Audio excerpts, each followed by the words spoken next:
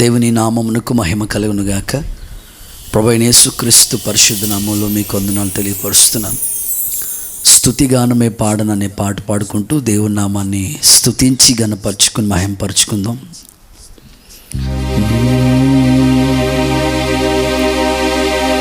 స్తుతిగానమే పాడనా,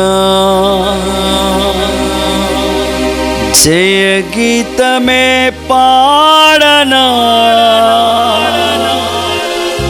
నాదారమయ్యున్న యేసయ్యా నీకు కృతజ్ఞుడనై,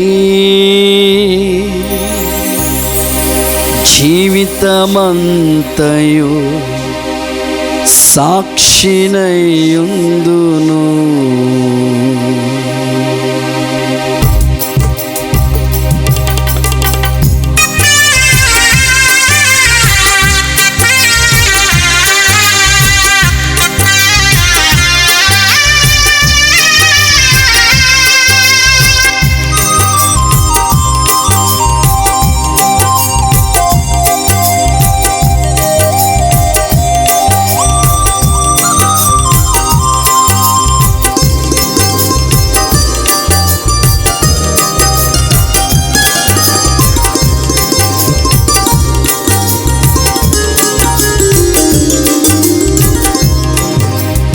స్తుతిగానమే పాడనా, జయ గీతమే పాడనా,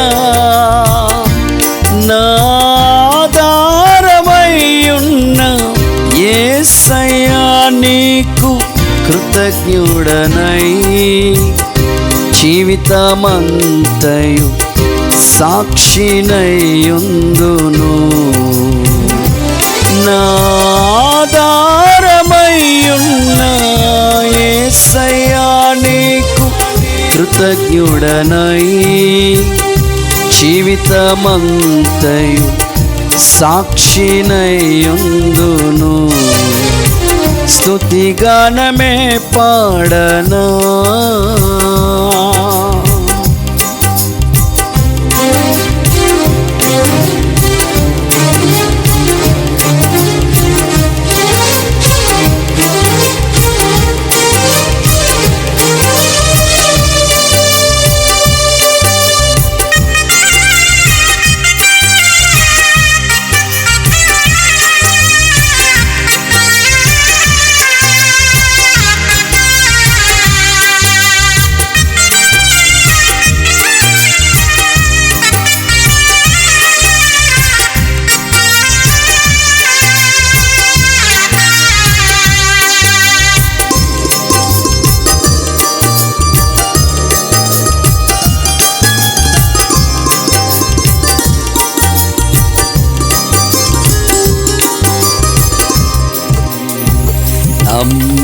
నమ్మదగినవి నీ న్యాయ విధులు, మేలిమి బంగారు కంటే ఎంతో కోరతగినవి. నమ్మదగినవి నీ న్యాయ విధులు, మేలిమి బంగారు కంటే ఎంతో కోరతగినవి. నీ ధర్మాసనము నా హృదయములో స్థాపించబడి ఉన్నవి, పరిశుద్ధాత్మునిచే. నీ ధర్మాసనము నా హృదయములో స్థాపించబడి ఉన్నవి, పరిశుద్ధాత్మునిచే. స్తుతిగానమే పాడనా, జయ గీతమే పాడనా, నాదారమయ్యున్న యేసయ్యా నీకు కృతజ్ఞుడనై, జీవితమంతయు సాక్షినయ్యుందును. నాదారమయ్యున్న యేసయ్యా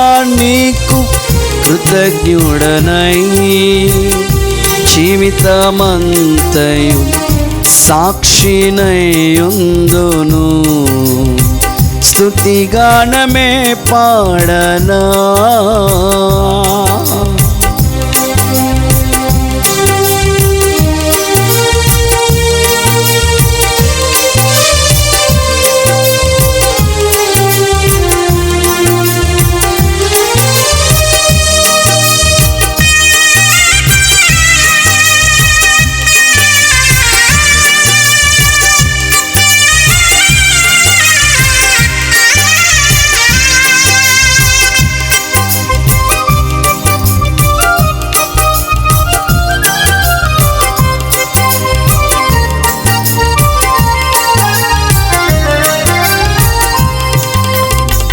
శ్రేష్టమైనవి నీవిచ్చు వరములు, లౌకిక జ్ఞానము కంటే ఎంతో ఉపయుక్తమైనవి.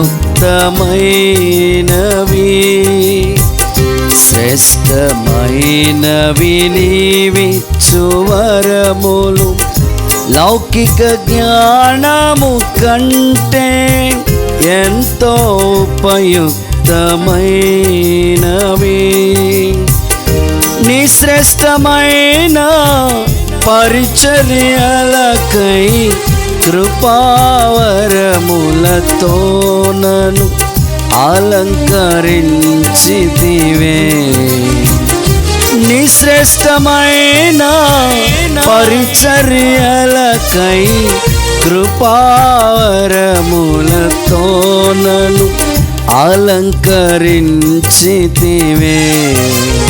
స్తుతిగానమే పాడనా, జయగీతమే పాడనా.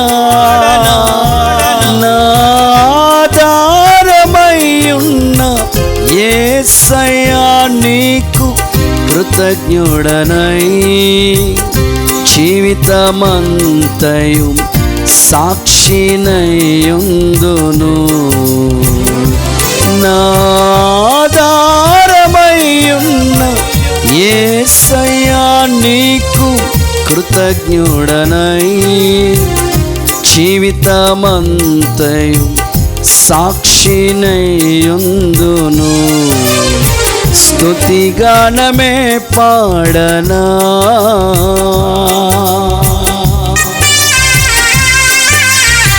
స్తోత్రం.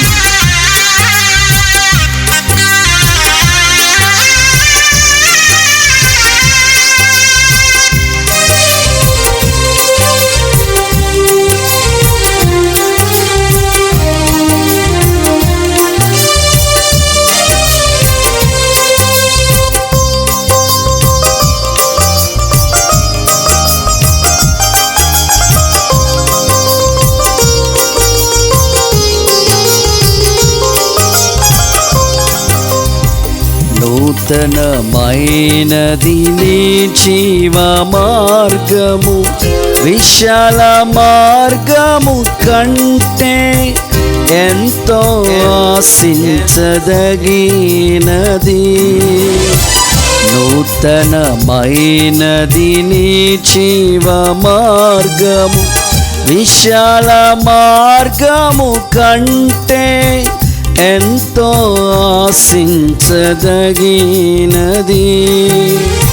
నీ సింహాసనము నన్ను చేర్చుటకై నాతో నీ ఉంటివే. నా గురి నీవైతివే. నీ సింహాసనము నన్ను చేర్చుటకై నాతో నీ ఉంటివే.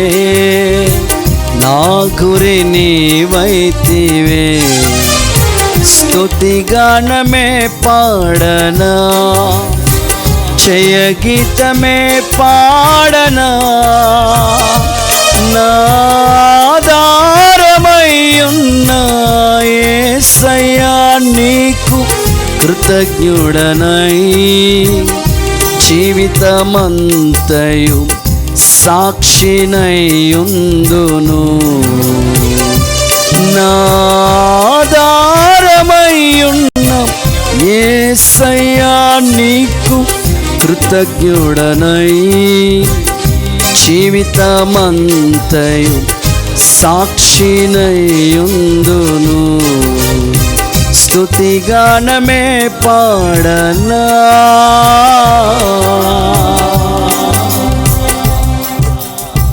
Praise the Lord. మన ప్రభువును రక్షకుడైన యేసుక్రీస్తు పరిశుద్ధ నామంలో ఈ వాక్యాన్ని వీక్షిస్తున్న మీ అందరికీ శుభాలు వందనాలు తెలియపరుస్తున్నాను. ఈరోజు ప్రత్యేకించి ఒక వర్తమానాన్ని మీకు అందించాలని ఆశపడుతున్నాను. పరిశుద్ధ గ్రంథమైన బైబిల్లో నుండి పరమగీతాల గ్రంథం 1వ అధ్యాయం 9వ వచన భాగాన్ని చదువుకుందాం. నా ప్రియురాల ఫరో యొక్క రథాస్వములతో నిన్ను పోల్చెదను. చాలండి. చదవబడిన వాక్య భాగంలో మహారాజు సొలొమోను చాలా జ్ఞానంతో ఈ మాటలు తెలియపరిచాడు. నా ప్రియురాల నిన్ను ఫరో యొక్క రథస్వములతో పోల్చెదను అనే మాటని ఇక్కడ గమనిస్తూ ఉన్నాం. నా ప్రియురాలు అనే మాటను మనం ఆలోచిస్తే సంఘము దేవునికి ప్రియమైన భార్యగా మార్చబడాలి. షూలమితి అనే స్త్రీతో సొలొమోను చెప్తున్నాడు, నా ప్రియురాల నిన్ను ఫరో యొక్క రథస్వములతో పోల్చెదనని మాట్లాడుతున్నాడు. ఈ పరమగీత గ్రంథాలను చదువుతూ ఉన్నప్పుడు సొలొమోను మన ప్రభు అయిన యేసుక్రీస్తుకి సాదృశ్యంగాను, షూలమితి వధువు సంఘముగాను పోల్చబడి ఉన్నాయి. కనుక క్రీస్తు స్వరక్తమిచ్చి సంపాదించుకున్న సంఘము దేవుని ఎదుట నిలబడినప్పుడు ఆయన కోరుకుంటుంది ఏమిటంటే, నిన్ను ఫరో యొక్క రథస్వములతో పోల్చుదుననే మాటను దేవాది దేవుడు చెప్తూ ఉన్నాడు. ప్రియులారా, ఫరో రథానికి కట్టబడిన గుర్రాలతో సంఘాన్ని పోలుస్తూ ఉన్నాడు. ఆలోచించవలసిన విషయం ఏమిటంటే, ఫరో రథానికి కట్టబడిన గుర్రాలతో సంఘాన్ని ఎందుకు పోల్చాడు?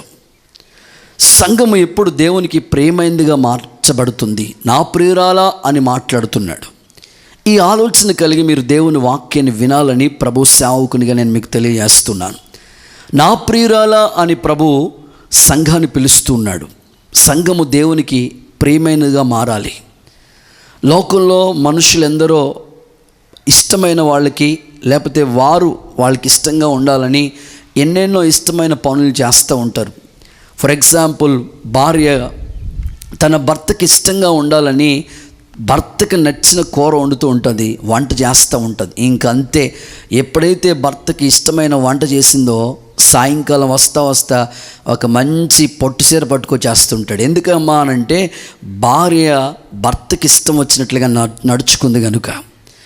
సంఘము కూడా దేవునికి ఇష్టమైనదిగా, లేకపోతే ప్రియమైనదిగా మార్చబడాలి. నా ప్రియురాలా అని దేవుడు పిలుస్తున్నాడు. ప్రియులారా, యాకోబు జీవితాన్ని మీరు చూస్తే అంతవరకు మోసగాడు. ఒక్క రాత్రే తన జీవితాన్ని దేవుడు మార్చేసి ఆయనకి ఇష్టానుసారంగా ఇశ్రాయేలుడిగా మార్చేశాడు. దావీదును గురించి ప్రభు అంటాడు, దావీదు నా హృదయానుసారుడు, నా ఇష్టానుసారుడు అన్నాడు.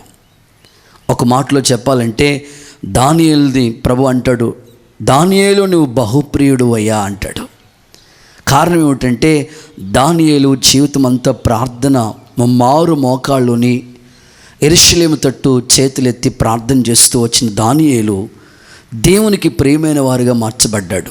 సంఘం ఎప్పుడు దేవునికి ప్రియమైనదిగా మార్చబడుతుందంటే, ఏ వ్యక్తి జీవితం అయితే ప్రార్థన అనుభవం కలిగి ఉంటాడో ఆ వ్యక్తి దేవునికి ఇష్టడుగా మార్చబడతాడు.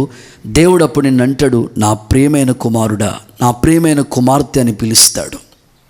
తల్లిదండ్రులు కూడా పిల్లలకి ఆ ఇష్టానుసారంగా వాళ్ళు ప్రవర్తించకూడదు, కానీ ఆ తల్లిదండ్రులకి అనుకూలమైన వ్యక్తులుగా మార్చబడాలని తల్లిదండ్రులు కోరుకుంటారు. లోకంలో మనుషులు ఎవరిష్టానుసారంగా వాళ్ళు ఉంటున్నారు, కానీ దేవునికి ఇష్టానుసారమైన వ్యక్తిగా, దేవునికి ప్రియమైన వారిగా విశ్వాసులు కానివ్వండి, ఆత్మీయులందరూ మార్చబడటానికి ఇష్టపడలేదు. ఈరోజు ప్రభు కోరుకుంటున్నాడు, నీవు ఆయనకి ప్రియమైన వారిగా, ప్రియమైన వ్యక్తిగా మార్చబడాలని దేవుడు ఆశించి ఈ మాటలు తెలియపరుస్తున్నాడు. విరిగి నలిగిన మనస్సే నాకు ఇష్టమైన బలి అన్నాడు ప్రభు. కొన్నిసార్లు మన మనసు అనేకమైన వాటి మీద కేంద్రీకరించుకుంటాం. ప్రభు కోసం ఆ మనస్సు సరైన రీతిలో విరిగి నలిగిన పశ్చాత్తాప హృదయం కలిగిన వారిగా ఉంటే మనం ప్రభువుకి ప్రియమైన వారిగా మార్చబడతాం. ఇప్పుడు నా ప్రియురాల అంటే దేవునికి ప్రియమైనగా మార్చబడిన ఆ సంఘం ఎలా ఉందంటే, ఫరో రథస్వములతో నిన్ను పోల్చుదను. ఫరో రథానికి కట్టబడిన ఆ గుర్రాలతో సంఘాన్ని పోల్చుచున్నట్లుగా దేవుని వాక్యం చెప్పుతోంది. మీకు ఒక ఆలోచన రావచ్చు, ఏమండి ఫరో రాజు ఆ రథానికి కట్టబడిన గుర్రాలు ఎర్ర సముద్రం, ఐగుప్తిలో ఎర్ర సముద్రంలో మునిగిపోయినాయి కదండి, దేవుడు వాటిని ముంచేశాడు కదండి. ఆ మునిగిపోయిన గుర్రాలతో ద్వారా సంఘాన్ని ఎందుకు పోల్చాడండి? ఇలాంటి డౌట్ చాలామంది హృదయాల్లో ఉండొచ్చు. అయితే దాని కొరకు మీకు ఒక వాక్యాన్ని చదివించాలని ఆశపడుతున్నాను. దేవుడు ఇశ్రాయేలు గురించి కానివ్వండి, ఫరో రథానికి కట్టబడిన గుర్రాల గురించి ఒక మాట తెలియపరుస్తున్నాడు. నిర్గమకాండం 14వ అధ్యాయం 17వ వచన భాగాన్ని మనం చూసినట్లయితే, ఇదిగో నేనే ఐగుప్తీయుల హృదయములను కఠినపరచుదును, వారు వీరిని తరుముదురు. నేను ఫరో వలనను అతని సమస్త సేనల వలనను, రథము వలనను అతని సేన వలనను, అతని రథముల వలనను అతని గుర్రపు రౌతుల వలనను, గుర్రాల ద్వారా కూడా నాకు మహిమ తెచ్చుకుంటాను. దేవుడు స్వయంగా పలుకుతున్న మాట ఏమిటంటే, ఫరో రథానికి కట్టబడిన ఆ గుర్రాల ద్వారా నాకు మహిమ తెచ్చుకుంటానని దేవుడు ఆ స్థలంలో చెప్పబడిన మాటని మనం గమనిస్తూ ఉన్నాం. కనుక ఆ గుర్రాలు దేవునికి మహిమ తీసుకొచ్చినవి. అందుకొరకు ఆ అనుభవాల్లో సాగిపోవటానికి దేవుడు ఇష్టపడే మాటలు తెలియజేస్తున్నాడు. ఆ రథానికి కట్టబడిన ఆ గుర్రాల ద్వారా దేవునికి మహిమ కలిగింది. ఫరో రథం కట్టబడిన గుర్రాలు ఐగుప్తిలో ఆ సముద్రంలో మునిగిపోయాని ఆ అభిప్రాయంతో కన్నా ప్రభువు ఆ గుర్రాల ద్వారా మహిమ తెచ్చుకున్నాడు అనే విషయాన్ని మీరు గమనించవలసిన విషయం. ఇప్పుడు ఫరో రథానికి కట్టబడిన గుర్రాల్ని సొలొమోను వెలపెట్టి ఇంచుమించు రథానికి 600 తులముల వెండి, గుర్రానికి 150 తులముల వెండి వెలపెట్టి ఆ ఐగుప్తులోంచి ఆ రథాన్ని, ఆ గుర్రాల్ని సొలొమోను మహారాజు కొనుక్కు తెచ్చుకొచ్చాడు. ఆ వాక్యం కూడా బైబిల్ గ్రంథంలో గ్రంథస్థం చేయబడింది. మీకు ఆ వాక్యాన్ని కూడా చదివిస్తాను. దినవృత్తాంతాల 2వ పుస్తకం 1వ అధ్యాయము 16వ వచన భాగాన్ని మీరు చదివినట్లయితే, సొలొమోను ఆ గుర్రాల్ని కొన్న సందర్భాలు కూడా చెప్తున్నాడు. సొలొమోను కుండు గుర్రములు ఐగుప్తులో నుండి తేబడ్డాయి. రాజు వర్తకులు ఒక్కొక్క గుంపునకు నియామకమైన ధరనిచ్చి గుంపులుగా కొని తెప్పించిరి. వారు ఐగుప్తు నుండి కొని తెచ్చిన రథం ఒకటింటికి రథానికి 600 తులముల వెండి, గుర్రం ఒకటింటికి 150 తులముల వెండినిచ్చిరి. చూసారండి, 150 తులముల వెండి ఒక్కొక్క గుర్రానికి వెలపెట్టి కొన్నాడు. ఒక్కొక్క రథానికి 600 తులముల వెండి పెట్టి కొన్నాడు. 600 తులముల వెండి పెట్టి కొన్నాడు మహారాజు సొలొమోను. ప్రియులారా, అలా కొని తీసుకొచ్చాడు ఆ గుర్రాల్ని మహారాజుని సొలొమోను. ఈరోజు కూడా మనం సొలొమోను మన ప్రభు అయిన యేసుక్రీస్తుకి సాదృశ్యం. అవి ఐగుప్తులోంచి తేబడిన గుర్రాలే. మనం కూడా లోకంలోంచి తేబడిన వాళ్ళమే. ఐగుప్తి అనేది లోకానికి సాదృశ్యం. మనం కూడా లోకంలో నుంచి వచ్చిన వాళ్ళం. ప్రభు మహారాజుల సొలొమోనుకి సాదృశ్యంగా ఉంటే, మన ప్రభు అయిన యేసుక్రీస్తు ఆ యొక్క సొలొమోను ఎలాగైతే గుర్రాన్ని వెలపెట్టి కొన్నాడో, యేసయ్య నిన్ను నన్ను కూడా క్రీస్తు రక్తం, మీరు విలువ పెట్టి కొనబడిన వారు, మీరు మీ సొత్తు కాదు, మీరు నా సొత్తు అని ప్రభు చెప్పాడు. కనుక అమూల్యమైన విలువైన రక్తం ఇచ్చి యేసయ్య మనల్ని కొన్నాడు. ఆ రక్తము చేత మనం కడగబడ్డాం. ఎవరైతే క్రీస్తు కల్వరి సిలువలో కపాలమని అర్థమిచ్చి గొల్గతా కొండపై ఆకాశానికి భూమికి మధ్యలో సిలువలో చేసిన ప్రాణ త్యాగం అర్థం చేసుకుని గ్రహించుకుని ఆయన రక్తం చేత కడగబడతారో, నీ ద్వారా దేవునికి మహిమ తీసుకొస్తావు. ఆ రోజు ఫరో రథానికి కట్టబడిన గుర్రాల ద్వారా దేవునికి మహిమ వచ్చినట్లు నీ ద్వారా కూడా దేవునికి మహిమ రావాలని, నిన్ను విలువ పెట్టి కొనబడిన వాడు అని ప్రభు మరొకసారి గుర్తు చేస్తున్నాడు. ఇప్పుడు ఆ ఐగుప్తు నుంచి తేబడిన గుర్రాలు సొలొమోను వెలపెట్టుకొన్నాడు. ఇప్పుడు సొలొమోను చెప్తున్నాడు, నా ప్రియురాలా, నిన్ను ఫరో రథానికి కట్టబడిన గుర్రాలతో పోలుస్తానన్నాడు. ఈ రోజున మనం విలువ పెట్టి కొనబడిన వాళ్ళం, ఆయన సంఘములో చేర్చబడ్డాం. అమూల్యమైన రక్తం చేత ప్రభు మనకి విమోచన కలుగు చేశాడు. ఇప్పుడు దేవుని సంఘములో చేర్చబడిన పరిశుద్ధుల గుంపుగా పిలువబడుతున్న సంఘము ఫరో రథానికి కట్టబడిన గుర్రాలతో ఎందుకు పోల్చబడింది? గుర్రాలకు ఉండే లక్షణాలు ఏమిటి అనే ఆలోచన మీకు రావాలి. ఈ ఆలోచన వచ్చే ముందు ప్రభు మనల్ని అమూల్యమైన రక్తం ఇచ్చి కొన్నాడనే విషయాన్ని మీరు మర్చిపోకూడదు. చూడండి, బజార్లలో, వీధుల్లో, అనేకమైన పల్లెటూర్లకి అనేకులు ఈ చిన్న చిన్న రిక్షాలు వేసుకుని, ఆటోలు తీసుకుని ముగ్గే, హైదరాబాద్ ముగ్గే, పాత సామాన్లకి హైదరాబాద్ ముగ్గే అని అమ్ముతూ ఉంటారు. ఏమండి, ఒక ముగ్గు కొనటం కోసం పాత సామాన్లు ఇచ్చి కొంటా ఉన్నాం. దాన్ని ఎంత జాగ్రత్త పెట్టుకుంటారో ముగ్గు. నేనంటాను, యేసయ్య నీ కోసం నిన్ను ప్రాణం పెట్టుకున్నాడు. నువ్వెంత విలువైన వాడో ఒకసారి ఆలోచించు. కనుక నువ్వు ఫరో రథానికి కట్టబడ్డావు, ఒక సంఘానికి కట్టబడ్డావు. ఆ కట్టబడిన గుర్రం అని నువ్వు ఎప్పుడు మర్చిపోకూడదు. ఇప్పుడు సంఘాన్ని ఫరో యొక్క రథస్వాలతో ఎందుకు పోల్చాడో, గుర్రానికి ఉండే లక్షణాలు ఏంటో ఒక 5 ప్రాముఖ్యమైన విషయాలు ఈ సమయంలో నేను మీకు గుర్తు చేయాలని ఆశపడుతున్నాను. చదవండి. మొదటి మాట, గుర్రానికి ఉండే లక్షణాలు ఏవి అనంటే బైబిల్ గ్రంథంలోంచి ఈ మాట మనం చదువుకుందాం. యోబు పుస్తకం 39వ అధ్యాయం 19వ వచనాన్ని చదువుదాం. మొదటి మాటగా, గుర్రమునకు నీవు బలమిచ్చితివా, గుర్రానికి నీవు బలమిచ్చితివా అనే మాట అక్కడ కనబడుతుంది. జూలు వెంట్రుకలతో దాని మెడను కప్పితివా, మిడత వలె అది గొంతులు వేయినట్లు గంతులు వేస్తుంది. దాని నాసికారందరి ధ్వని బేకరము, మైదానంలో అది కాలు దువ్వి తన బలమును బట్టి సంతోషించును. చాలండి, రాయబడిన ఈ మాటలు మనం చూస్తూ ఉంటుంటే గుర్రానికి నీవు బలం ఇచ్చితివా అని భక్తుడు అడుగుతున్న మాటను మనం గమనిస్తున్నాం. మొదటి అనుభవం, గుర్రానికి ఉండే మొదటి లక్ష్యం ఏమిటంటే బలమైన గుర్రాలు. బలం ఉన్నది ఆ గుర్రాలకి. ఆ బలముతో గుర్రం గంతులు వేస్తుందంట. ఆ బలముతో గుర్రము కాలు దూతుందట. ఆ బలముతో గుర్రము సంతోషిస్తున్నట్లుగా ఈ సందర్భంలో వాక్యంలో యోబు భక్తుడు చెప్తున్నాడు. అంతే, గుర్రానికి ఎంత బలం ఉంటే అంతగా ఆ కాలు దూతుంది, గంతులు వేస్తుంది. ఈరోజు నా దేవుని బిడ్డలు కూడా, ఆత్మీయులైన మీరు ప్రభువులో బలవంతులుగా ఉండాలి. నువ్వు రథానికి కట్టబడిన గుర్రమని నువ్వు మర్చిపోకూడదు. దేవుడు నిన్ను ఫరో యొక్క రథస్వాములతో ఎందుకు పోల్చున్నాడంటే ఆ గుర్రాలు చాలా బలమైనవి. సముద్రంలోనికే దూకేసినాయి అంటే ఎంత బలంగా దేవుని కొరకు అవి నిలిచాయో అనేవి ఆలోచించాలి.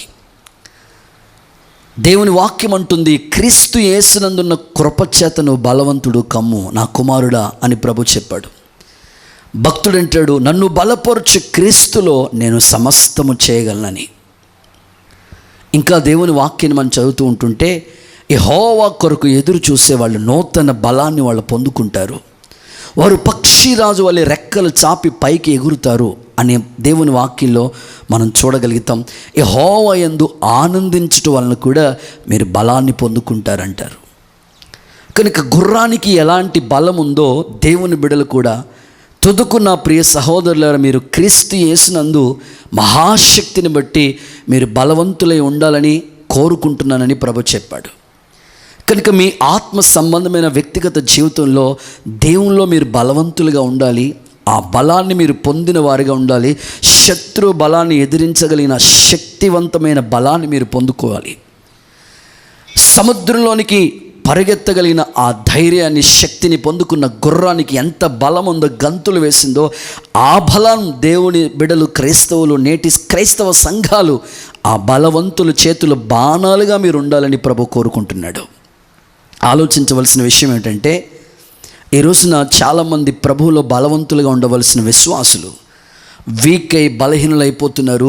దేవుని చేతులు బలమైన పాత్రలుగా వాడబడవలసిన వాళ్ళు కూడా బలహీనులైపోతున్నారు. ప్రియులారా, కొన్ని సందర్భాలు మీకు చెప్తాను. ఏలియా గొప్ప దైవజనుడు. అతడు ప్రార్థన చేస్తే ఆకాశం నుండి అగ్ని దిగివచ్చి బలిపీఠమును, కందకమును అంతటిని తడిపి మొత్తం బూడిదిగా చేసింది.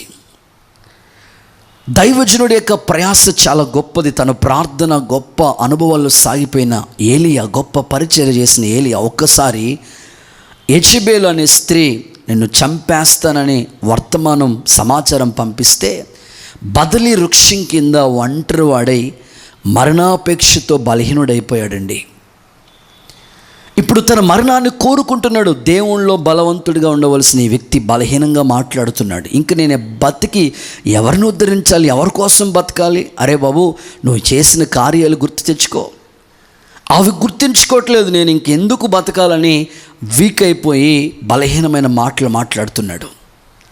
అప్పుడు మరణాపేక్షలో ఉన్న ఏలియా దగ్గరికి దేవుడు తన దూతని పంపిస్తాడు. లే, శక్తికి మించిన ప్రయాణం నీ ఎదుట ఉంది. వెంటనే దేవుని దూత తనకి ఆహారాన్ని పెడితే, భోజనం పెడితే, ఆ భోజన బలం ద్వారంట 40 రాత్రింబగలు నాన్ స్టాప్గా ప్రయాణం చేశాడట. శక్తికి మించిన బలమైన పరిచర్య చేశాడు. గొప్ప గొప్ప ఎత్తైన పర్వతాలు ఎక్కి దేవుని కొరకు రోషంగా బలమైన పరిచర్య చేయటానికి దేవుడు అతనికి కృపనిచ్చాడు. ఆ స్థలంలో చెప్పబడిన మాట ఏమిటంటే, రాజుల మొదటి పుస్తకం 19వ అధ్యాయం 8వ వచన భాగాన్ని ఒకసారి మీరు చదవండి. అతడు లేచి భోజనము చేసి ఆ భోజనపు బలము చేత 40 రాత్రింబగళ్ళు ప్రయాణం 40 రాత్రింబగళ్ళు నాన్ స్టాప్గా ప్రయాణం చేశాడండి ఏలియా. ఆ భోజన బలము చేత మరింతగా ప్రయాణం చేశాడు. ఈరోజు నీ ఆత్మీయ ప్రయాణం, నీ ఆత్మీయ యాత్ర ఎక్కడ ఆగిపోకుండా సాగిపోగలిగిన కృప దేవుడు నీకు దయచేయాలి. గుర్రం ఎంత బలంగా ప్రభు కోసం పనిచేస్తుందో అలాగ నీవు గంతులు వేస్తూ ప్రభువును బట్టి సంతోషించే ఆ బలాన్ని నువ్వు పొందుకోవాలని దేవుడు కోరుకుంటున్నాడు. ఈ రోజున కూడా మీరు దేవునిలో మరింతగా బలవంతులు కావటానికి ఆ భోజనం, ఆత్మకు ఆహారము దేవుని వాక్యమే కనుక ఆ వాక్యం అనే భోజనం చేత మీరు మరింతగా ప్రభువులో బలవంతులు కావాలి. ఒక చిన్న సంఘటన మీకు చెప్తాను. ఈ రోజున క్రైస్తవ బిడ్డలు ఎంత బలహీనులుగా ఉంటున్నారు, దేవునిలో బలవంతులుగా ఉండవలసిన బిడ్డలు ఎంతగా వీక్ అయిపోతున్నారు అనడానికి ఒక చిన్న సంఘటన మీకు గుర్తు చేస్తాను. శ్రీకృష్ణదేవరాయలు అనే వ్యక్తిని గురించి మీలో చాలామంది వినుంటారు. తన దగ్గర వికట కవిగా ఉంటున్న తెనాలి రామకృష్ణుడు ఉన్నాడు. చాలామంది చదువుకున్న వాళ్ళకి ఆ స్టోరీస్ బాగా తెలుసు. ఈ తెనాలి రామకృష్ణుడి దగ్గర శ్రీకృష్ణదేవరాయల సంస్థానంలో తెనాలి రామకృష్ణుడు వికట కవిగా ఉన్నాడు. కొద్ది రోజులు అవుతుంది. ఒకరోజు శ్రీకృష్ణదేవరాయలు అందరిని పిలిచి, మీ అందరికీ గుర్రాలు ఇస్తూ ఉన్నాం. ఈ గుర్రాల్ని ఎవరైతే బలంగా పెంచి శక్తితో నింపి మంచిగా పుష్టిగా తీసుకుని వస్తారో వాళ్ళకి ఒక బహుమతిని ప్రకటిస్తామని ఆ శ్రీకృష్ణదేవరాయలు ఆ సంస్థానంలో ఉన్న వాళ్ళందరికీ చెప్పారు. అందరూ వచ్చిన వాళ్ళందరూ కూడా తలకు గుర్రం తీసుకుని వెళ్తున్నారు. తన దగ్గర పనిచేస్తున్న వికట కవి అన్నాడు, నాకు కూడా ఒక గుర్రం ఇవ్వండి అయ్యా అంటే, సరే అని అతనికి కూడా ఒక గుర్రం ఇచ్చారు. అతడు తీసుకుని వెళ్ళాడు. అందరూ తీసుకుని వెళ్ళారు. అందరూ తీసుకుని వెళ్ళి మంచిగా గుర్రానికి మంచి మేతేసి మంచిగా పెంచుతున్నారు. ఆశ్చర్యం ఏమిటంటే, ఈ తెనాలి రామకృష్ణుడు తన గుర్రాన్ని తీసుకుని వెళ్ళిపోయి ఒక ప్రత్యేకమైన పాకలో సాలలో కట్టేసి దానికి ఎప్పుడో తనకి మనసుకు వచ్చినప్పుడు, గుర్తొచ్చినప్పుడు కొంచెం కొంచెం ఆహారం పెడతా ఉండేవాడు. 4 రోజులు అయిపోయింది.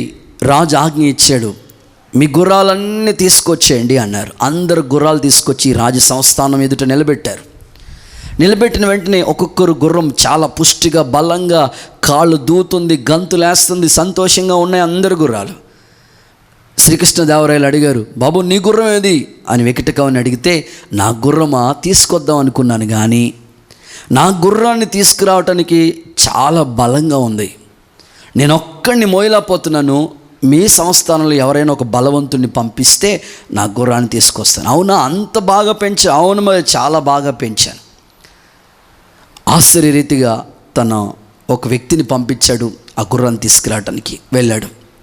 వెళ్ళిన వ్యక్తి ఎలా ఉన్నాడంటే, మొత్తం తలంతా జుట్టంతా ఎక్కువగా ఉంది, ఈ గడ్డం అంతా ఇక్కడ వరకు ఉందన్నమాట, చాలా పెద్దగా గడ్డం ఉంది. ఈ తెనాలి రామకృష్ణుడు గుర్రాన్ని ఒక సాలలో, పశుశాలలో పెట్టేసి చుట్టూ క్లోజ్ చేసి దానికి ఒక చిన్న హోల్ పెట్టి దాంట్లోంచి గడ్డి వేస్తూ ఉండేవాడు. ఎప్పుడో గుర్తొచ్చినప్పుడు, 4 రోజులు అయిపోయింది, దానికి భోజనం పెట్టి మధ్య మధ్యలో గుర్తొచ్చినప్పుడు చిన్న చిన్న గడ్డి పారకలు వేస్తూ ఉండేవాడు. ఇప్పుడు ఈ బలవంతుడును ఒకసారి ఆ గుర్రం తీసుకురావడానికి వెళ్ళాడు. లోపల నుంచి చూడాలయ్యా, బయటకు నువ్వు లోపల నుంచి వెళ్ళటానికి చిన్న హోల్ పెట్టను, ఒకసారి గుర్రం ఎలా ఉందో చూడు అని చూపిస్తే తను చిన్న హోల్లోంచి చూడటానికి సరిపోవట్లేదు. సరే ఇతనికి గడ్డం అడ్డుగా వచ్చిందని ముందు అట్లాగా హోల్లోంచి ఆ యొక్క రంధ్రంలోంచి గడ్డం పెట్టాడు. చూస్తే పాపం ఆ గుర్రానికి 15 రోజులు 20 రోజుల నుంచి సరైన ఆహారం లేదు. ఇదే బలమైన ఆహారం ఏమనుకుని ఆ వెంట్రుకలు పట్టుకుని ఆ గడ్డం పట్టుకుని అట్లా లాగిందండి. గడ్డం ఊడొచ్చేసింది. ఈ బలవంతుడైన వ్యక్తి రాజు సంవత్సరంలోకి వెళ్ళిపోయి అంటాడు, అరే బాబు ఏం పెంచాడు రామకృష్ణుడు, నా గడ్డం ఊడబెరిగేసింది, అంత బలంగా ఉంది. అవునా, నేను వచ్చి చూస్తానని తెనాలి రామకృష్ణుడు సింహాసనం దిగి వచ్చి ఆ డోర్ ఓపెన్ చేసి చూస్తే బక్క సిక్కిపోయి రేపో మాపో చచ్చిపోయేటట్లుగా ఉంది ఆ గుర్రం. చూడండి, నేను మీకు ఎందుకు చెప్పానంటే ఈరోజు కూడా క్రైస్తవులు అబ్బో మాకు అన్నీ తెలుసు, మేము అన్నీ తెలుసుకున్నాం, మాకు వాక్యం వచ్చి ప్రార్థన వచ్చి భక్తి ఎక్కువైపోయిందని మేము చాలా బలవంతులు అనుకున్నారు. కానీ వాళ్ళ కాలాన్ని బట్టి చూస్తే మంచి ప్రయోజకులు అవ్వాలి. కానీ ఇంకా వాళ్ళు బలహీనులుగాను, ఇంకా ఏబిసిడీలు నేర్చుకునే వారుగాను, ఇంకా వాక్య జ్ఞానం లేని వారుగాను బలహీనులుగా ఉంటున్నారు. ప్రియులారా, అపోస్తుడైన పౌలు ఒకప్పుడు సౌలుగా ఉన్నప్పుడు దమస్కు దారిలో వెళుతున్నప్పుడు దేవుడు తనకి ముఖ దర్శనాన్ని కలుగు చేసి కన్నులు కొన్న పొరలు రాల్చబడితే గుర్రం నుంచి కింద పడిపోతాడు. అప్పుడు దేవుడు చెప్తాడు, నువ్వు హింసిస్తున్న యేసునంటే నువ్వు అర్జెంటుగా బయలుదేరి వెళ్ళి ఆ తిన్నని అని పిలువబడుతున్న వీధిలో అననీయ అనే ఒక వ్యక్తి ఉన్నాడు, ఆయన దగ్గరికి వెళ్ళు, నీకు మార్గాన్ని చూపిస్తాడు, బాప్తిసం ఇస్తాడు, నీకు ఆహారాన్ని పెడతాడని చెప్తే సౌలు మార్పు చెందిన తర్వాత అతని దగ్గరికి వెళ్తాడు. వెళ్ళిన తర్వాత అక్కడ రాయబడిన మాట ఒక్క వాక్యాన్ని మీకు చదివిస్తాను. అపోస్తలుల కార్యాల గ్రంథం 9వ అధ్యాయం 18వ వచనం చదవండి. అప్పుడే అతని కన్నుల నుండి పొరల వంటివి రాలగా దృష్టి కలిగి లేచి బాప్తిస్మం పొందాడు. తర్వాత ఆహారం పుచ్చుకుని బలపడ్డాడు. ఈ రోజున నువ్వు బాప్తిస్మం పొందుండొచ్చు. పొందిన నీవు ఆహారం పుచ్చుకోవాలి. ఆహారం ద్వారా నీకు బలం. గుర్రం ఎప్పుడు బలంగా ఉంటుందంటే బలమైన ఆహారం ఉండాలి. ఈ రోజున విశ్వాసులకు కూడా బలమైన వాక్య ఆహారం, ప్రభువులో బలవంతులయ్యే ఆ జీవ వాక్కు మీరు అంగీకరించాలి, వాక్యాన్ని ధ్యానించాలి, స్మరించాలి. ఆధ్యాత్మికంగా వాక్యంలో మీరు బలపరచబడాలి. మనుష్యుడు రొట్టె వల్ల కాదు కదా, దేవుని నోట నుంచి వచ్చి ఆ మాట వలన జీవిస్తాడు అన్నట్లుగా ఆ జీవ వాక్యంలో మీరు బలపరచబడాలి. సౌలు పౌలుగా మార్పు చెందిన తర్వాత బాప్తిసం తీసుకున్న తర్వాత ఆ భోజన బలం తిని మరింతగా బలవంతుడు అయినట్లుగా వాక్యంలో చెప్పబడుతున్న మాటను గమనిస్తున్నాం. ఈరోజున క్రైస్తవ విశ్వాసులు ఆలోచించవలసిన విషయం ఏమిటంటే, బైబిల్ గ్రంథం 66 పుస్తకాలతో నిండిన ఒక గొప్ప దివ్య గ్రంథం. ప్రపంచంలో ఎన్నో గ్రంథాలు ఉన్నాయి, కానీ నీకు ఆత్మీయంగా నిన్ను బలపరిచే దివ్యమైన గ్రంథం, పరిశుద్ధ గ్రంథం బైబిల్ యొక్క ప్రాముఖ్యత చాలా గొప్పది. 5 కావ్య గ్రంథాలు ఉన్నాయి. పంచ గ్రంథాలు అన్నమాట అవి: ఆదికాండం, నిర్గమకాండం, లేవీకాండం, సంఖ్యాకాండం, ద్వితీయోపదేశకాండం. చరిత్ర గ్రంథాలు కూడా బైబిల్ గ్రంథంలో మనం 12 చరిత్ర గ్రంథాలు ఉన్నాయి. యోబు వరకు కూడా మనం చూస్తాం, యెహోషువ నుంచి ఎస్తేరు వరకు కూడా ఇవన్నీ చరిత్ర గ్రంథాలు. ఆ తర్వాత పద్యభాగం 6 పద్యభాగం ఉన్నాయి, యోబు గ్రంథం నుంచి విలాప వాక్యాల వరకు. ఆ తర్వాత మనం గమనించినట్లయితే పెద్ద ప్రవక్తల గ్రంథాలు 4 ఉన్నాయి. యెషయా, ఇర్మియా, యెహెజ్కేలు, దానియేలు. 4 ప్రవచన గ్రంథాలు మనం చూస్తాం, పెద్ద ప్రవక్తలు. తర్వాత చిన్న ప్రవక్తలు ఇంచుమించు 12 మంది ఉన్నారు బైబిల్ గ్రంథంలో. కాబట్టి మనం చిన్న పుస్తకాలు, ఆ ప్రవచన గ్రంథాలు కూడా మనం చదవాలి. ఆ తర్వాత క్రొత్త నిబంధనలకు వస్తే 4 సువార్తలు, 1 అపోస్తుల కార్యాలు, ఇంచుమించు 21 పత్రికలు రాశారు. అపోస్తుడైన ఆ పౌలు కానివ్వండి, మిగిలిన వాళ్ళు కానివ్వండి, ఆ పత్రికలు నేను చదువుతుంటుంటే 21 పత్రికలు ఉన్నాయి. ఇక ఆఖరిది ప్రకటన గ్రంథం. ఇది ఆదికాండం నుంచి ప్రకటన గ్రంథం వరకు ఈ అధ్యాయాలన్నీ చరిత్ర గ్రంథాలు, కావ్య గ్రంథాలు. ఆ తర్వాత పద్యభాగము, ఇవన్నీ విలువైనవి. మనం చదువుతూ వాక్యం ధ్యానిస్తూ ఉంటే నువ్వు గుర్రం వలె ప్రభు కోసం బలంగా ఉంటావు, గంతులు వేస్తావు, పరిగెలేస్తావు. నిన్ను బట్టి దేవుడు సంతోషిస్తాడు. నువ్వు ఫరో రథానికి కట్టబడిన ఒక గుర్రం వలె ప్రభు కోసం ప్రయాసపడటానికి దేవుడు అటువంటి శ్రేష్టమైన కృప నీకు ఇవ్వాలని మనస్ఫూర్తిగా నేను ఆశపడుతున్నాను. జాన్ విక్లిప్ అనే గొప్ప దైవజనుడు బైబిల్ని తర్జుమా చేయటానికి ఎంతో శ్రమ పడ్డాడు. విలియం టెండల్ అనే గొప్ప దైవజనుడు కూడా బైబిల్ని అనువాదం చేయటానికి ఎంతో శ్రమించారు వాళ్ళు. గూటెన్బర్గ్ ఇలాంటి వాళ్ళందరూ కూడా చాలా ప్రయాసపడి మిషనరీలందరూ బైబిల్ గ్రంథాన్ని మన చేతికి తీసుకొచ్చారు. ఇలాంటి దివ్యమైన పరిశుద్ధమైన వాక్కులను వింటూ ధ్యానిస్తూ ఉంటే నువ్వు ప్రభువులో మరింతగా బలవంతుడు అవుతావు. అప్పుడు ప్రభు అంటారు, నువ్వు నిజంగా ఫరో రథానికి కట్టబడిన బలమైన గుర్రానివి అని ప్రభు పిలుస్తాడు. అటువంటి గుర్రానికి ఉన్న బలాన్ని నీ ఆత్మీయ జీవితంలో నీవు కలిగిన వాడిగా ఉండాలని కోరుకుంటున్నాను. ఇక రెండో విషయాన్ని నేను మీకు గుర్తు చేయాలని ఆశపడుతున్నాను. ఫరో రథానికి కట్టబడిన గుర్రంతో సంఘాన్ని ఎందుకు పోల్చాడు? గుర్రానికి ఉన్న మరొక అనుభవం ఏమిటి? మరొక లక్షణాన్ని రెండవదిగా మరొకటి నేను జ్ఞాపకం చేస్తాను. నిర్గమకాండం 14:9 భాగాన్ని చదువుకుందాం. ఐగుప్తీయులు అనగా ఫరో రథముల గుర్రములన్నీయు, ఫరో రథం యొక్క గుర్రములన్నీయు, అతని గుర్రపు రౌతులు అతని దొండును వారిని తరిమి బయల్సిఫోను ఎదుట ఉన్న పీహహీరోతునకు సమీపమైన సముద్రం దగ్గర వారు దిగి ఉండగా వారిని కలుసుకొనిరి. చాలండి. సందర్భాన్ని మనం చూస్తే రథానికి కట్టబడిన గుర్రాలు ఇవి. అంటే రెండవది ఐక్యత కలిగిన గుర్రాలు. ఒకటే రథం కానీ వివిధ గుర్రాలు ఉన్నాయి అక్కడ. ఈ రోజున ఆత్మీయంగా మీరు ఆలోచించాలి. సంఘము, క్రీస్తు రక్తం ఇచ్చి కొనబడిన సంఘంలో నిన్ను ఒక దేవుడు సంఘంలో ఒక విశ్వాసిగా నాటాడు, కట్టాడు. ఒకప్పుడు నీవు కట్టబడిన గాడిదగా ఉండేవాడివి. లోకంలో ఎన్నో గాడిద స్వభావం భయంకరంగా ఉంటుంది. దేవుడు నిన్ను సంఘములో ఒక ఆత్మీయంగా అపోస్తులు ప్రవక్తలు వేసిన పునాది మీద నీ ఆత్మీయ జీవితాన్ని కట్టాడు. నేర్పరైన శిల్పకారి వలె ఆయన పునాదిని వేసి నిన్ను కట్టాడు నీ ఆత్మీయ జీవితాన్ని. ఇప్పుడు నీవు ఆత్మీయంగా ఐక్యత కలిగిన వాడిగా ఉండాలి. గుర్రము ఒక్క రథానికి కట్టబడింది. ఆ రథానికి ఎన్ని గుర్రాలు ఉన్నాయి? కొన్ని రథానికి 2 గుర్రాలు ఉంటాయి, కొన్ని రథానికి 4, కొన్ని రథానికి 6, 8, 10 అట్లా ఉంటాయి. ఇప్పుడు ఒకే రథము వివిధ రకాల రంగులతో ఉన్నాయి ఆ గుర్రాలు. కొన్ని గుర్రాలు మీరు చూడండి, తెల్లటి గుర్రాలు ఉంటాయి, తర్వాత స్నఫ్ కలర్లో ఉండే గుర్రాలు ఉంటాయి, కొన్ని మచ్చల గుర్రాలు ఉంటాయి. అవి ఏ గుర్రాలైనా ఒకే రథానికి కట్టబడ్డాయి. ఆలోచించవలసిన ఆత్మీయ పాఠం ఏమిటంటే, సంఘంలో నీ ఊరు వేరు, నీ ప్రాంతం వేరు, మీరుండే స్థలాలు వేరు, మీ ప్రాంతీయ పరిస్థితులు వేరు, నీ ఆలోచనలు వేరు, నిర్ణయాలు వేరు. కానీ దేవుని సంఘంలోకి వచ్చిన తర్వాత ఒకే సంఘం, ఒకే పాత్రలో మనం ప్రభు బలలో పాలుభాగస్సులం అవుతాం. ఒకే దేవుణ్ణి మనం పూజిస్తున్నాం, ఆరాధిస్తున్నాం. ఒకే తండ్రి బిడ్డలం కాబట్టి మనలో వ్యత్యాసాలు, భేదాలు, విభేదాలు అనేవి ఎప్పటికీ అన్నటికీ ఉండటం కూడదు. అవి మంచివి కాదు.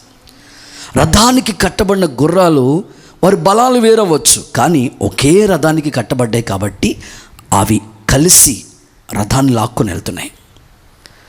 సంఘంలో నీవు కూడా ఐక్యతగా పనిచేస్తే దేవుని కొరకు నువ్వు ఫరో రథానికి కట్టబడిన గుర్రం వలె ప్రయాసపడగలిగిన వ్యక్తిగా మార్చబడతావు. ఆలోచించవలసిన విషయం ఏమిటంటే, ఈ రోజున అనేక స్థలాల్లోకి వెళ్ళినప్పుడు చూస్తూ ఉంటుంటే గుర్రానికి ఎలాగైతే రంగులు వేరువేరుగా ఉన్నాయో, సంఘాల్లో కూడా ఐక్యతగా ఉండవలసిన వాళ్ళు వేరు యొక్క మనస్తత్వాలతో, వేరు భేదాలతో, వేరు యొక్క ఫీలింగ్స్తో సంఘాల్లో, నేటి క్రైస్తవ సంఘాల్లో కొనసాగిపోతున్న బిడ్డలు అందరూ ఉన్నారు. మేము ఆయా ప్రాంతాలకి దేవుని వాక్యం అందించడానికి వెళుతూ ఉన్నప్పుడు బాధాకరమైన పరిస్థితులు, ఒక్కొక్క ప్రాంతాల్లో ఒక్కొక్క ఏరియాలో సంఘాలు కట్టబడతాయి. ఆ సంఘం పరిస్థితులు మేము గమనిస్తూ ఉంటుంటే ఒక్కొక్క క్యాస్ట్ కలిగిన వాళ్ళు ఆ క్యాస్ట్కి సంబంధించిన వాళ్ళందరినీ ఒకచోట పోగు చేసుకుని అదే సంఘంలో ఉంటారు. ఒక్కొక్క ఊరికి ఒక సంఘం కాదు, ఒక్కొక్క క్యాస్ట్కి ఒక్కొక్క సంఘం, ఒక్కొక్క ఇంటి పేరుకి ఒక సంఘం. ఎంత బాధపడతాడు దేవుడు. మరికొంతమంది విశ్వాసుల పరిస్థితులు ఎలా ఉంటాయంటే, మీరు ఏమిట్లండి, ఏం ఒంట్లు కాదు, మేము దేవుని కొరకు గుర్రాలం. ఆ ఫీలింగ్ సంఘంలో ఎక్కడ రాకూడదు, అక్కడ ఐక్యత లోపిస్తుంది. ఒకే ఒకే రథానికి కట్టబడిన గుర్రాల్లో భేదాలు ఉండకూడదు. మీకు బైబిల్ గ్రంథంలో ఒక చరిత్ర నేను మీకు జ్ఞాపకం చేస్తాను. ఇశ్రాయేలీల రాజు, సిరియా రాజు, వీళ్ళందరూ కూడా ఆ రాజుల చరిత్ర మనం చదువుతూ ఉన్నప్పుడు అర్థవంతమైన విషయాలు ఎన్నో రాయబడి ఉన్నాయి.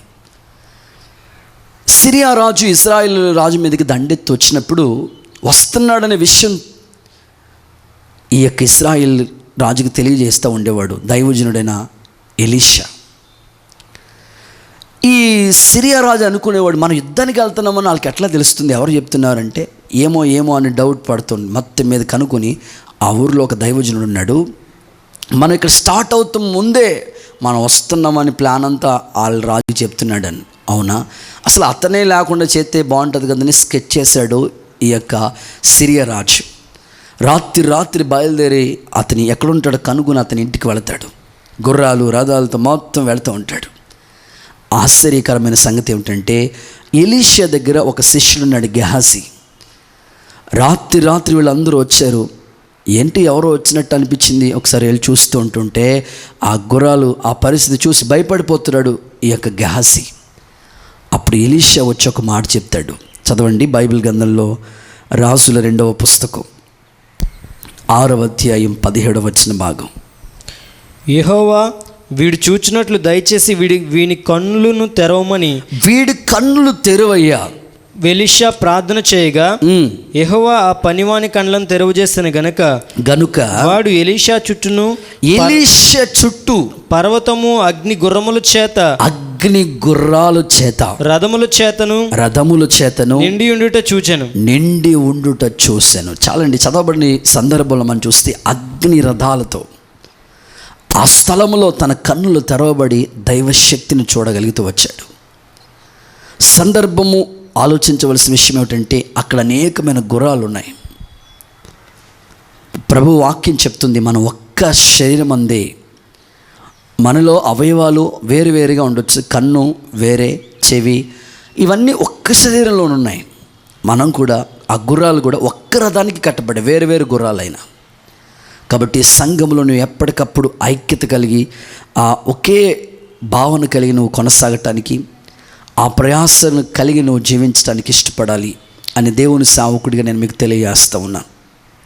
ఎన్నో సంఘాల్లో ఆశ్చర్యాన్ని కలిగించే బాధాకరమైన పరిస్థితులు కొన్ని సంఘాల్లో అయితే ఎన్నో గొడవలు పెట్టుకొని సంఘాలు ముక్కచెక్కలైపోయి ఐక్యతను పాడు చేసుకుంటున్న సందర్భాలు ఎదురవుతున్నాయి.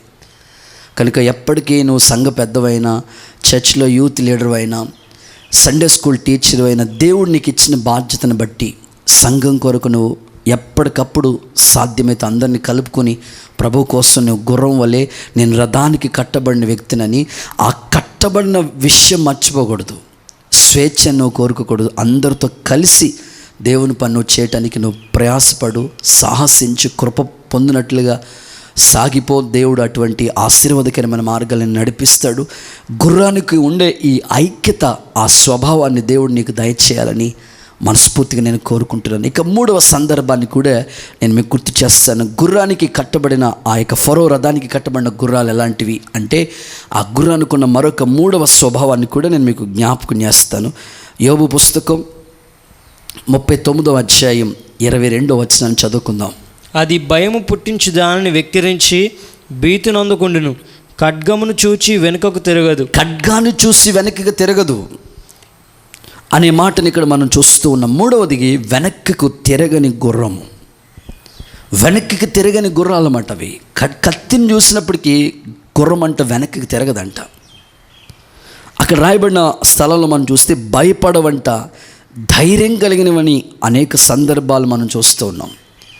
ఇప్పుడు ఎర్ర సముద్రంలో దూకేమంటే మేము ఆ గుర్రాలుగా ఉన్న మేము ఎక్కడ దూకుతామని వెనక్కి వెళ్ళిపోలేదు. ఆ గుర్రాలు ఏమైనా సరే అవుతుంది అని ముందుకు దూకేసినవి. ఈరోజున క్రైస్తవ జీవితంలో ఎంతోమంది వెనక్కి అడుగులు వేస్తున్నారండి. మీ ఆత్మీయ జీవితం నువ్వు దేవుని కోసం ఒక గుర్రం వలె ప్రభు కోసం ఉండాలంటే, నువ్వు నిజంగా ఒక రథానికి కట్టబడిన గుర్రంగా ఉండాలంటే నీ జీవితంలో ఎప్పుడు వెనకంచె వేయకూడదు, వెనకడుగులు ఉండకూడదు. విశ్వాసంలో ఎంతోమంది వెనక్కి వెళ్తున్నారు, ప్రార్థన జీవితంలో వెనక్కి వెళ్ళిపోతున్నారు, పరిచర్యలో వెనక్కి వెళ్ళిపోతున్నారు, సంఘ సహవాసంలో వెనక్కి అడుగులు వేస్తున్నారు. దేవుని కార్యాభివృద్ధి యందు ఎప్పటికీ ఆసక్తిగా ఉండమంటే ఆసక్తి తగ్గిపోతుంది, తీవ్రత తగ్గిపోతుంది, మందమతులు అయిపోతున్నారు. బైబిల్ అంటుంది, ఆత్మయందు నీకు తీవ్రత గలవారి నువ్వు ప్రభువుని సేవించయ్యా అని వాక్యం చెప్తుంటే అనేకులు వెనక్కి వెనక్కి వెనక్కి ఆత్మీయతలో అనేక సార్లు వాళ్ళ అడుగులు వెనక్కి వెళ్ళిపోతున్నాయి.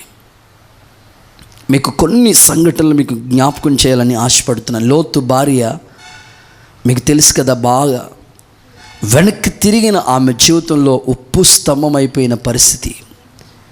ఆ స్థితి ఎవరికి రాకూడదు. విశ్వాస జీవితంలో వెనక్కి అడుగులకు వేయకూడదు.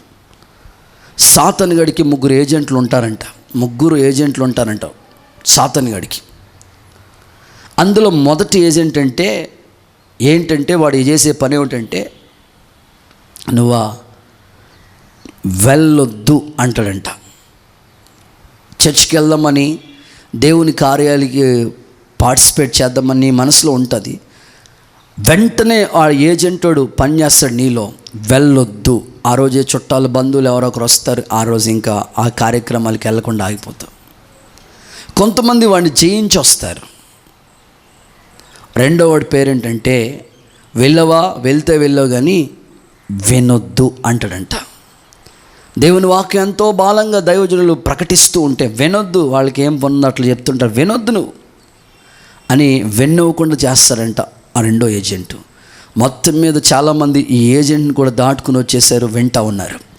అయితే మూడోవాడు ఉన్నాడు చూసావు, వీడు మాత్రం వింటే విన్నావు కానీ పొరపాటును కూడా చేయొద్దు అంటాడంట. ఎక్కడ కుదురుతుంది మనకి? పాస్టర్ గారి కంటే కుదురుతుంది. మనకి ఎక్కడ కుదురుతుంది? మనం చేయొద్దు అని నిన్ను వెనక్కి లాగుతూ వినవ్వకుండా చేస్తాడు. ఒకేలా వెళ్ళకుండా చేస్తాడు, ఒకేలా చేయకుండా చేస్తాడు. ఏమీ చేయొద్దు అన్నట్లుగా చేస్తుంటాడు. వీడు సాతాను స్వభావం ఎందరిలో పనిచేస్తూ నేటికి కూడా క్రైస్తవ బిడ్డలందరూ దేవుని సన్నిధికి వెళ్ళకుండా, వెళ్ళినా వినకుండా, విన్నా చేయకుండా, పాటించకుండా ప్రభు కార్యాల్లో వారు వెనకడుగులు వేస్తూ ఉన్నారు. ఆత్మీయతను బట్టి ఒక వాక్యాన్ని నేను మీకు జ్ఞాపకం చేస్తాను. బైబిల్ గ్రంథంలో ఇలా రాయబడిన మాటను మీరు ఒకసారి చూడండి.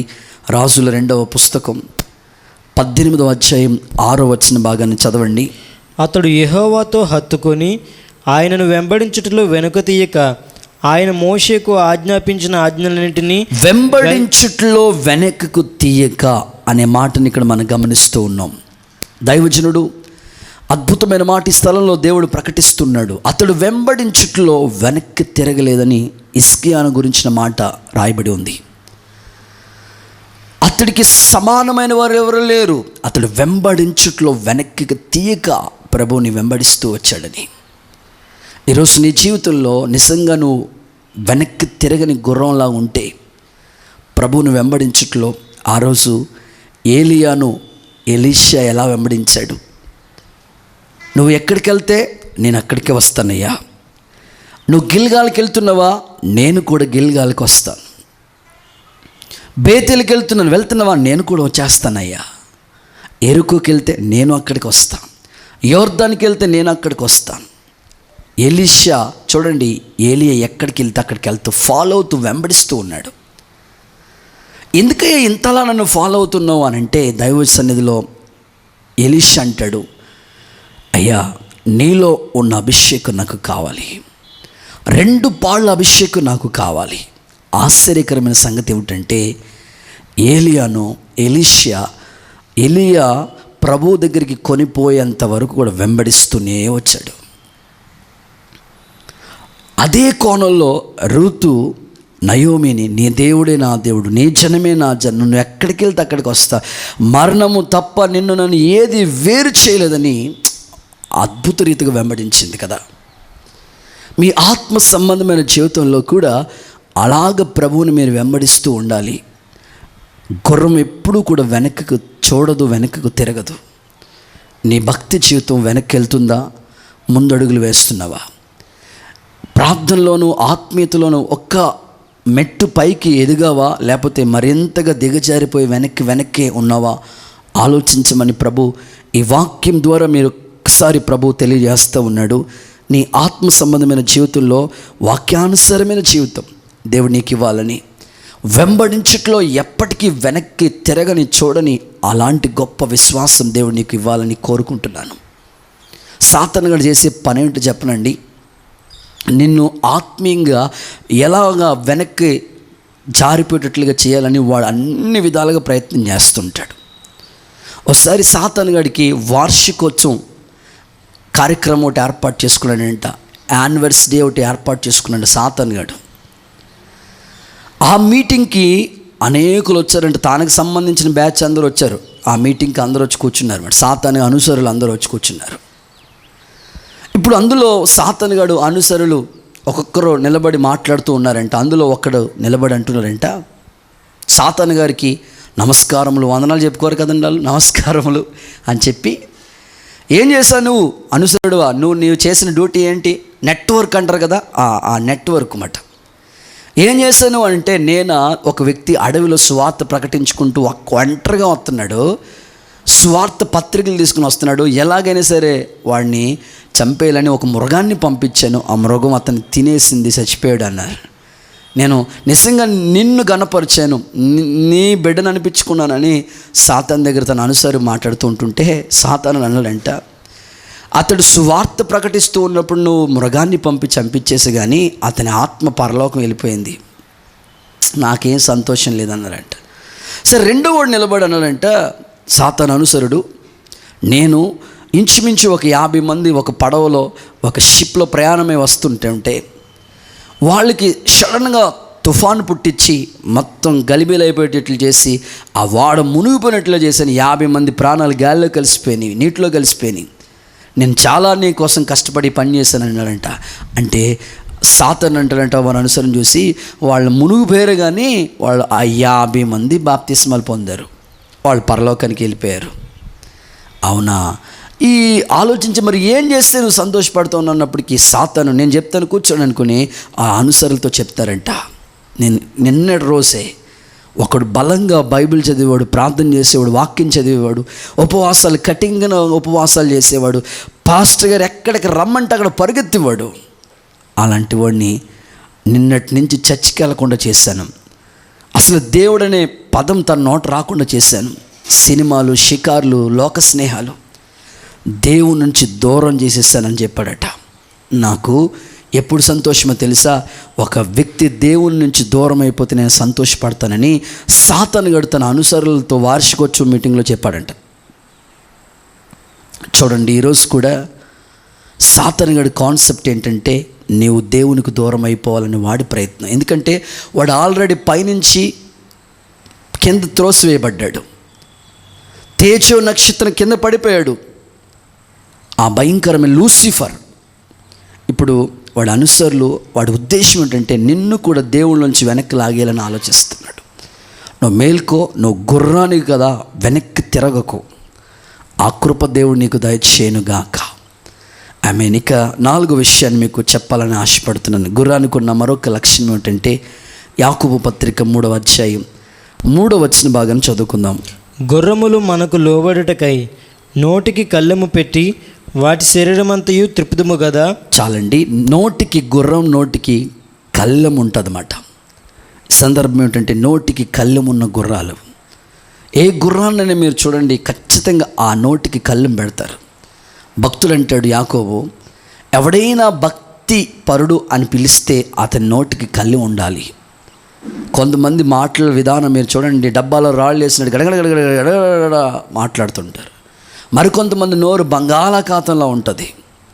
అట్లా కాకుండా గుర్రానికి కళ్ళను ఎట్లాగైతే నోటుకుంటుందో, ఏం మాట్లాడాలి, ఎవరితో ఏం మాట్లాడాలి, ఏ సందర్భంలో ఏం మాట్లాడాలి, అట్లా వివేచన కలిగి ఉండాలి.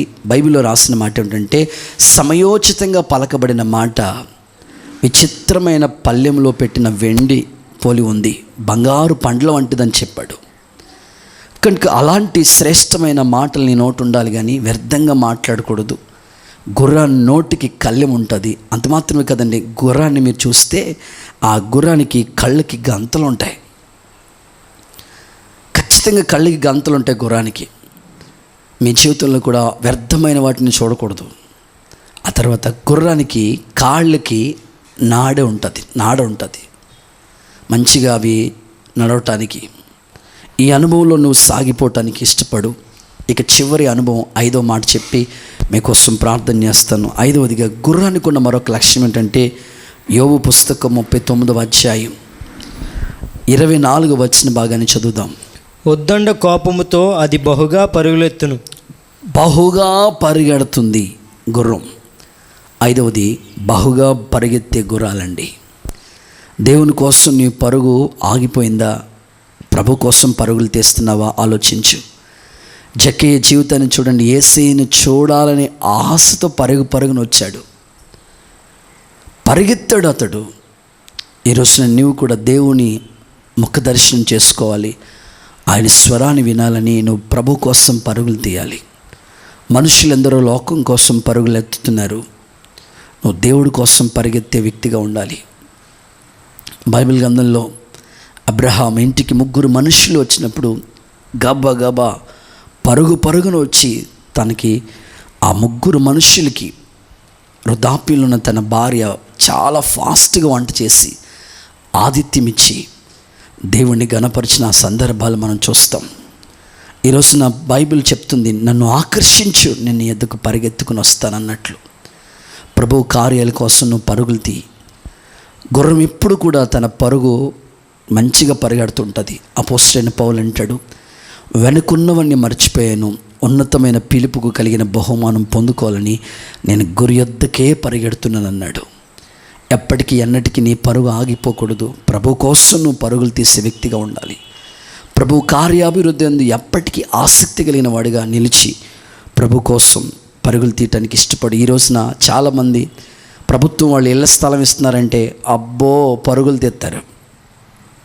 ప్రభుత్వం ఏదైనా పథకాలు ఇస్తున్నారు, మీకు ఇళ్ల స్థలాలు లేని వాళ్ళు ఇళ్ల స్థలాలు ఇస్తున్నారు, లేకపోతే ప్రభుత్వానికి సంబంధించిన ఆ నిధులు మీకు వస్తున్నాయంటే ప్రజలు ఎంతో పరుగును వెళ్ళి పరుగులు తీస్తూ ఉంటారు.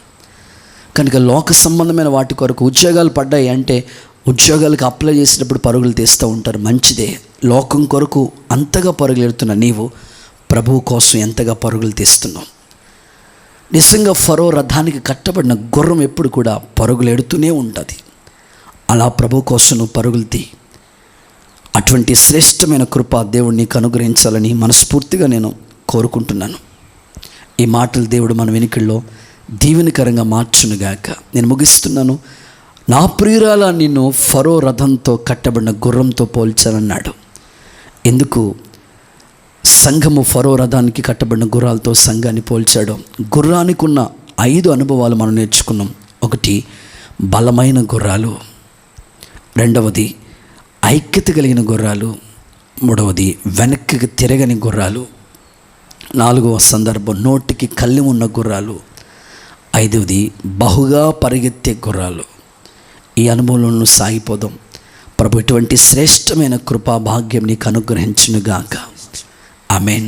తల వంచండి, కళ్ళు మూసుకోండి. ప్రభు పాద సంధిలో మనం ప్రార్థన చేసుకుందాం. దేవుడు మనకిచ్చిన ఈ వర్తమానం కొరకు ఇంతవరకు దేవుడు నీతో మాట్లాడుతూ వచ్చాడు.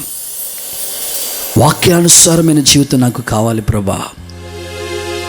నేను ఫరో రథానికి కట్టబడిన గుర్రం వలె ఉంటానయ్యా.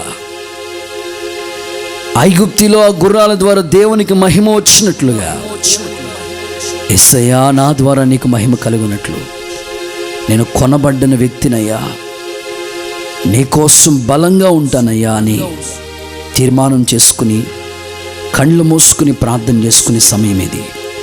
ఎత్తబడిన వాక్యం మన జీవితంలో నూరంతలుగా ఫలభరితంగా మారునట్లుగా ప్రార్థించవలసిన విషయం ఇది. హల్లెలూయా, స్తోత్రమయ్యా. ప్రియులారా, ప్రార్థన చేసుకోవాలి. విశ్వాసంతో దేవుని పాదాలు పట్టుకోండి. నన్ను ఫరో రథానికి కట్టబడిన గుర్రము వలె మలచండి యేసయ్యా అని ప్రార్థించండి. హల్లెలూయా, హల్లెలూయా. నా యేసు రాజా, రాజా, ఆరాధ్య దైవమా, ఆరాధ్య దైవమా నా స్తోత్ర గీతమా, నా యేసు రాజా రాజా, ఆరాధ్య దైవమా ఆరాధ్య దైవమా నా స్తోత్ర గీతమా, రాజా రాజా యేసు రాజా, రాజా రాజా యేసు రాజా రాజా, ఆరాధ్య దైవమా. తీర్మానంతో ప్రార్థిద్దాం. స్తోత్రమయ్యా,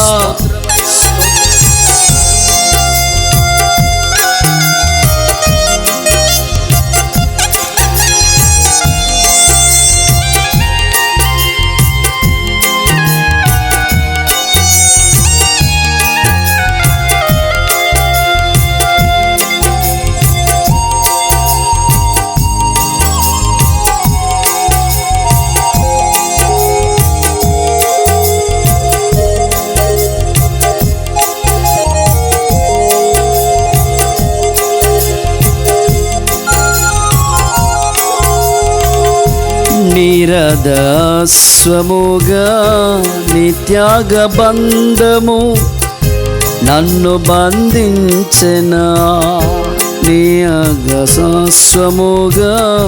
నిత్యాగ బంధము నన్ను బంధించెనా, నీ ఆత్మ సారథిచే నన్ను నడిపించుమా, నీ ఆత్మ సారథిచే నన్ను నడిపించుమా,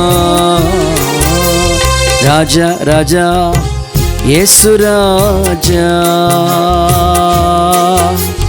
రాజా రాజా యేసు రాజా, రాజా యేసు రాజా,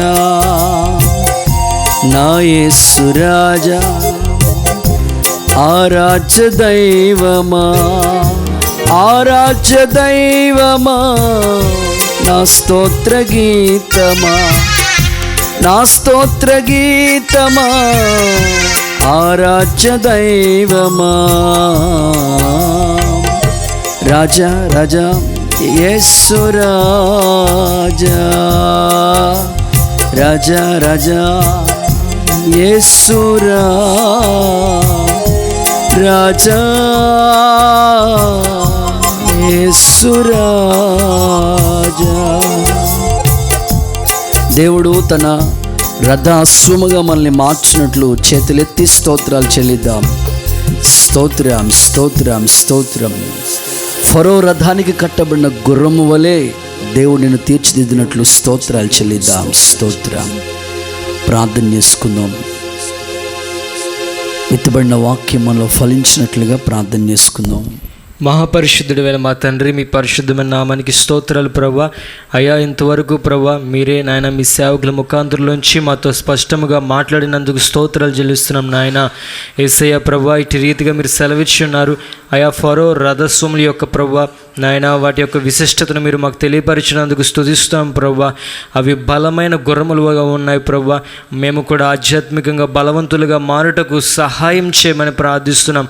అయా ఐక్యత కలిగిన గుర్రాలుగా, అయ్యా ప్రభువానికి స్తోత్రం, వెనుతీయని గుర్రాలుగా మరి నాయన మీరు సెలవిచ్చున్నారు నాయన ప్రభు. నోటికి కళ్ళెం వేయబడిన గుర్రాలుగా అయ్యా గుర్రాలు ఆ యొక్క ఫరో రథాశ్వములు ఉండినట్లుగా మా ఆత్మీయ జీవితాలు కూడా ప్రభు వెనుతీయకుండా అయా ఐక్యత కలిగిన వారమే, అయా నోటికి కళ్ళెం వేసుకున్న వారమే ఉండుటకు సహాయం చేయండి. విత్తబడిన వాక్యాన్ని అంతటిని కూడా మాలో ఫలభరితంగా మార్చండి ప్రభు. అయా యొక్క ఫరో రథస్వములకున్న విశిష్టత, ప్రాముఖ్యత, ఆ గొప్ప కార్యములు ప్రభు తండ్రి నాయన మేము కూడా కలిగి ఉండటకు సహాయం చేయండి. అయా వాక్యం అంతటిని కూడా ప్రభు మీరు మాకు తెలియపరుచున్నారు. ఈ వాక్యం వినిన ప్రతి ఒక్కరు కూడా వాక్యాన్ని అనుసరించి జీవించుటకు అయా యేసయ్య ప్రభా మీరు నాయన ప్రభా కోరుకున్న రీతిగా మార్చబడుటకు మలచబడుటకు అయా సహాయం చేయమని ప్రార్థిస్తున్నాం ప్రభా.